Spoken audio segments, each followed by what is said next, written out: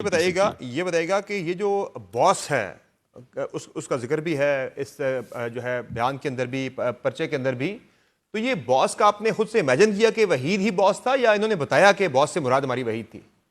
Sir, जब हमारे पास लोग गिरफ्तार हुए, हम्म। उनके फोन से दूसरे कॉन्टैक्ट्स, उनके कॉन्टैक्ट से उनकी डीपीज या उनके पिक्चर्स, उनकी वो चीजें निकाली गई, तो हमारे पास primary source of information waiting क्या था, वो खवातीन जब हम्म। वो हमारे पास बैठी थी, उनको जो हम लोग गिरफ्तार कर रहे थे, जिन लोगों से हम कह रहे थे कि इसका रोल बताएं, इसने क्या किया है, तस्वीरें दिखाई, क्योंकि उनको नाम नहीं पता थे उसके। जो लोग इनके साथ इनकी रखवाली के लिए, चौकीदारी के लिए वहां पे थे, कोई उसको ऊपर वाले कमरे में रखा हुआ है, एक खातून को एक को नीचे वाले कमरे में रखा हुआ है, उसको नाम नहीं पता कि ये फलाना जो है इसका क्या नाम है और फलां का क्या नाम है। सही। उनको तस्वीरें दिखाई, और आप यकीन करें कि उसके अंदर जब आप वो स्पेसिफिक तस्वीरें देखते ही, जिस मेंटल ब्रेकडाउन पे वो चली जाती थी औरतें, वो चीखें मारना शुरू हो जाती थी कि इसने ये किया है, इसने ये किया है। और ये तमाम चीजों में एम्बेसी साथ साथ थी, हमारे एम्बेसी उनको भी सही। गाइड कर रही थी, हम भी उनसे राब्ते में थे।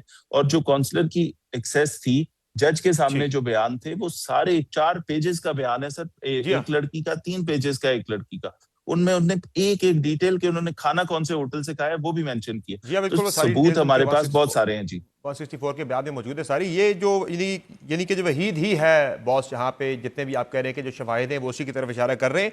ये खवातीन जो है, इन्हें क्या मजीद अगर रोक लिया जाता तो इस केस में इन्वेस्टिगेशन में ज़्यादा फ्रूटफुल साबित ना होता, मजीद मददगार साबित ना होता? इनके बाहर चले जाने से इन्वेस्टिगेशन किसी स्टेज पे भी कॉम्प्रोमाइज तो नहीं होगी? सर, ऑन ग्राउंड जहां पे मेरे ऑफिसर्स बैठे थे, और जहां पे 2 फीमेल एसपीज, एक एसपी इकबाल टाउन की जो ऑपरेशन की एसपी है सिद्रा, एक एसपी इन्वेस्टिगेशन कैंट जो राहीला, ये 2 खवातीन ने जिस मुश्किल से उनको सारा लीगल सिस्टम जी हाँ। समझाने के बाद पहले मेडिकल पे राजी किया है, उसके बाद उनको 164 पे, और सबसे पहले कि टिकट चेंज करके अगले दिन पे ले जाने पे किया। जी दे हाँ। Were not feeling safe initially. उनको एम्बेसी ने बहुत सारा दिलासा दिया, उनको हमारी इन फीमेल ऑफिसर्स ने बेहतरीन काम किया। ये एक एक अफसर ने जिस तरीके से उन औरतों को मनाया है कि आप प्लीज आज ना निकलें, कल चले जाएं, ठीक है। और रुकने का हमारा तो ये था कि जितना ये देर रुक जाएंगी उतना हमारे हक में बेहतर है। एम्बेसी भी ये फोर्स कर रही थी कि सही। हम अपने सिटीजन्स की कंसेंट के बगैर कोई चीज उनको फोर्स नहीं कर सकते। If they want to go, let them go. तो सही। हमने उनसे रिक्वेस्ट की कि केस की 164 और कोर्ट ऑफ लॉ में प्रोड्यूस होना जरूरी है। कल पूरी दुनिया के अंदर सर, ये लड़कियां अगर बाहर चली जाती हैं और बाहर जाके इनका वालिद और ये वालदा और ये खवातीन वहां पे एक वीडियो बनाती, और आपको डच एम्बेसी लिखती कि हमारे सही। मुल्क की खवातीन के साथ ये हुआ and they came back and you took no action, उस वक्त हम क्या जवाब देते एज अ सही। कौम, या हमारा मुल्क क्या जवाब देता, और आपका दुश्मन मुल्क इंडिया तो उसके ऊपर बात करता कि इस मुल्क में तो कोई भी सेफ नहीं है। तो एग्जैक्टली। हमने लीगल प्रोसीजर पूरा करना था, कोर्ट ऑफ लॉ में पेश करना था, बहुत मुश्किल से उनको राजी किया जी, साहब, कि वो ये एक दिन बताइएगा, एक्स्ट्रा स्टे करें। ये बताइएगा कि क्या ये दुरुस्त है कि अली डार साहब ने ही रजा डार की गिरफ्तारी में मुआवनत की?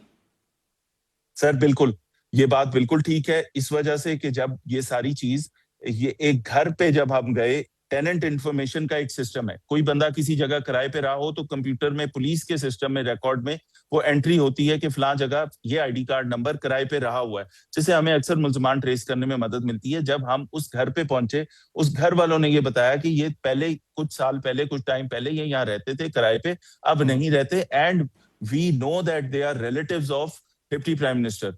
उन्होंने जब ये बात की, अब देखें डार्क तो बहुत सारे हो सकते हैं ना सर, या तो हम तो फैमिली ट्री और हर चीज लेके फिर रहे थे, लेकिन हमारे जहन में नहीं था कि ये वहां से कनेक्ट हो जाएगा। तो जिस वक्त उस खातून ने वहां पे ये बात की, उस घर वालों ने, फेज 8 के घर वालों ने, कि ये यहाँ पे रह के गए हुए, now they don't live here, ये किराए पे आए थे और चले गए, तो और ये उनके रिश्तेदार हैं, तो फिर उसके बाद हमने उसको कंफर्म करना था। मैंने अली डार साहब से बात की कि सही। आपका ये तस्वीर है, क्या इसको जानते हैं आप, अलेजेडली ये आपका कोई रिश्तेदार है? तो उन्होंने बताया, और फिर उन्होंने कहा हुआ क्या है। मैंने कहा कि ये इतने बड़े किडनैपिंग और रैंसम के केस में ये लड़का इन्वॉल्व है, फौरी तौर पे ये बहुत खराब काम हो गया, फौरी तौर पे सरेंडर करें ताकि हकाइक सामने आए, ये सही। खुद इन्वॉल्व है या इसने क्या किया है, ये एक काम गलत हो गया।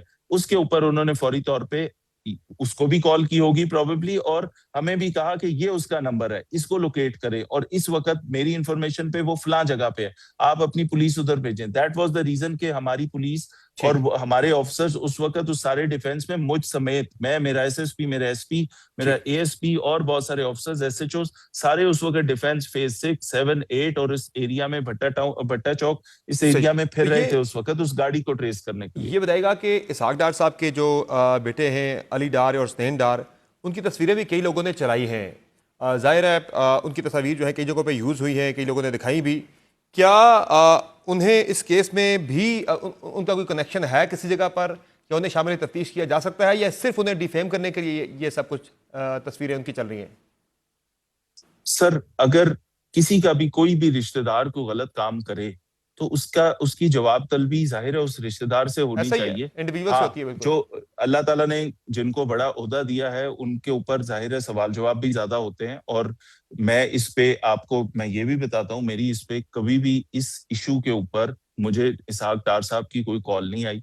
मुझे इसके ऊपर यहाँ से ये कहीं से प्रेशर नहीं आया कि जी कुछ गुंजाइश निकालें या कोई ऐसी चीज करें। पहली चीज जो chief minister of the province अगर ये हुक्म दे रही है कि ये काम है, ये गलत हुआ है, जिसने किया है वो भुगते, प्लीज इंश्योर कि कोई लकूना ना छूट जाए जिसपे लोग कल को ये इल्जाम लगाएं कि हमारी गवर्नमेंट ने इसके अंदर कोई फेवर दी है। Please proceed as per merit. और ये एक दफा नहीं 2 दफा कहा गया। रात को जैसे ये सारी चीजें उनके सामने रखी तब भी ये डायरेक्शन थी और हमने बिल्कुल तगड़े होके सारा काम किया और सारी चीजें अलाइन की और अगले दिन उसकी पहली प्रेस रिलीज जो इनिशियल इन्फॉर्मेशन थी वो दी। इसके बाद अब वो मुल्जिमान है रिमांड पे, 4 मुल्जिमान रिमांड पे हैं, 4 मजीद गिरफ्तार हो गए। उन सब से उनकी हम कोर्ट ऑफ लॉ में पेश करेंगे, उनका भी रिमांड लेंगे।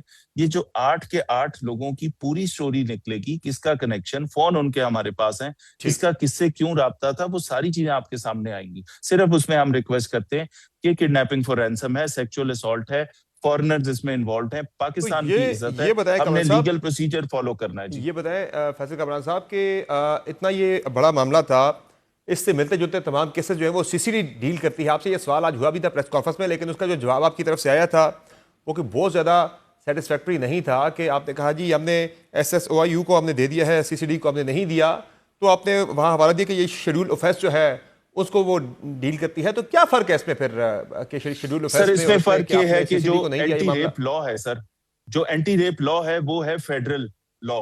फेडरल लॉ के मुताबिक एंटी रेप, जहां पे रेप का केस आएगा वहां एंटी रेप लॉ के तहत वो उसकी सारी तफ्तीश और वो चलनी है, उसके तहत उसको देखा जाना चाहिए पुलिस के पास। और उसमें पुलिस का स्पेशल यूनिट बना हुआ है SSOIU।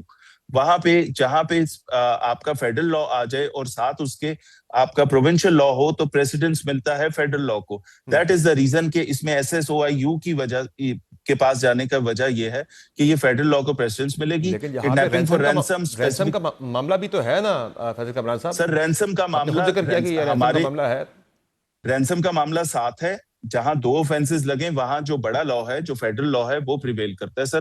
That is the reason कि ये CCD के हैंडओवर नहीं हुआ, ये SSOIU करेगा क्योंकि वो that is under the federal law. अच्छा, एक चीज और, जो कुछ रिपोर्टर्स से ये इतलात आ रही थी, क्या ये दुरुस्त है कि इन्हें थाने में नहीं रखा गया, किसी और जगह पे इन्हें रखा गया मुल्जिमान को जब ये रिमांड इनका लिया गया? सर इस तरह की कोई चीज नहीं है। उनको प्रॉपर तरीके से कोर्ट ऑफ लॉ में जब पेश किया है, हथकड़ियां लगा के पेश किया है, उसके बाद उनके साथ वही सलूक हो रहा है जो किसी भी केस में किसी भी मुल्जिम के साथ किया जाता है। कोई प्रेफरेंशियल ट्रीटमेंट नहीं है और ये मैं बड़ी जिम्मेदारी से आपको बता रहा हूँ। और ना इस तरह की कोई डायरेक्शन आई है, ना कहीं से कोई हमारा इरादा है कि कोई ऐसी चीज करें, बल्कि यहाँ तक कि कहीं पे थोड़ी सी सख्ती भी करनी पड़ी कुछ इन्फॉर्मेशन लेने के लिए, तो हम अपने वो जो तरीकाकार है इन्वेस्टिगेशन का पूरा फॉलो करेंगे। जी, और इन मुल्जिमान को सजा दिलवा कर रहेंगे, बड़े कॉन्फिडेंट है अब तक के जो शवाहिद आपके पास है उनके मुताबिक? बिल्कुल सर, सर्कमस्टेंशियल एविडेंस भी है और इंटरेस्टिंगली जो मेडिकल के अंदर डॉक्टर साहिबा ने अपनी असेसमेंट दी है उसके मुताबिक वहां पे DNA को कंपैरिजन के लिए भी हमारे पास ऐसे सैंपल भी आए हैं, सीमेन सैंपल भी कलेक्ट हुआ है वहां से। जो PFSA उस पर रिपोर्ट देगी उसको मैच किया जाएगा इनसे, वहां पे वो मौजूद है। उसके वो सर्कमस्टेंशियल एविडेंस, PFSA ने जो रिपोर्ट देनी है वो हमारे पास वो मटेरियल एविडेंस, और उसके अलावा इन खवातीन का 164 का बयान, और इसके बाद ये खवातीन जिंदा हैं, अपने मुल्क में हैं, इनका वालिद भी वहां पे है। इन सब चीजों के साथ कहीं जरूरत पड़ी तो उनके वीडियो स्टेटमेंट्स भी हो सकते हैं। ठीक है।